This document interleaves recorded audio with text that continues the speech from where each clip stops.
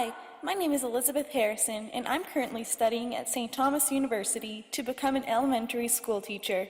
I'm going to share my philosophy on teaching and learning with you. My main objective will be to create a classroom community that fosters autonomy and collaboration for all students. I will consider the needs of every individual in order to help them reach their highest potential as learners and people. My teaching philosophy has been greatly influenced by theorists such as Jerome Bruner, Lev Vygotsky, Jean Piaget, Howard Gardner, and Albert Bandura. In my classroom community, students will be encouraged to collaborate with one another on a daily basis through various group work activities. I believe that collaboration is essential based on Bruner's social learning theory, which states that student learning is increased when children of different developmental levels are given the opportunity to work together and learn from one another.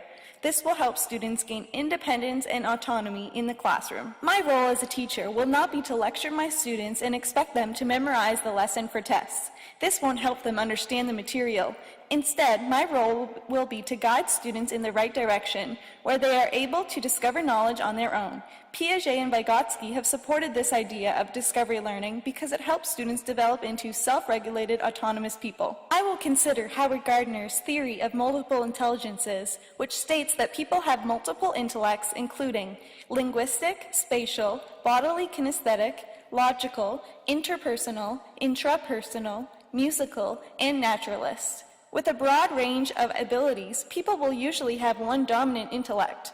Knowing that people process information differently will require me to present material in a variety of ways in order to appeal to each student's dominant intellect. I will incorporate audio, visual, and kinesthetic approaches into my teaching whenever possible, and will also assign creative projects that give students a choice on how they want to demonstrate their understanding. For getting to know my students, I will become more aware of their zone of proximal development.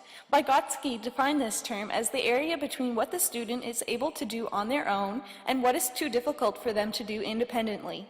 This area between too easy and too difficult is very important to recognize because this is where effective teaching should occur. In order to motivate my students, my first step will be to make the learning material fun. I plan on incorporating music, games, and using technology for interactive activities as a way to get students engaged and excited. I will also explain to students how the information I teach is relevant and useful to their everyday lives. Lastly, I will incorporate physical activity into my teaching by getting students to dance in the morning and giving them stretch breaks throughout the day. I believe that an effective teacher is someone who motivates learners, encourages discovery learning, builds autonomy, and accommodates individual needs of all students. Through this teaching philosophy, effective learning will occur in my classroom community. Thanks for watching.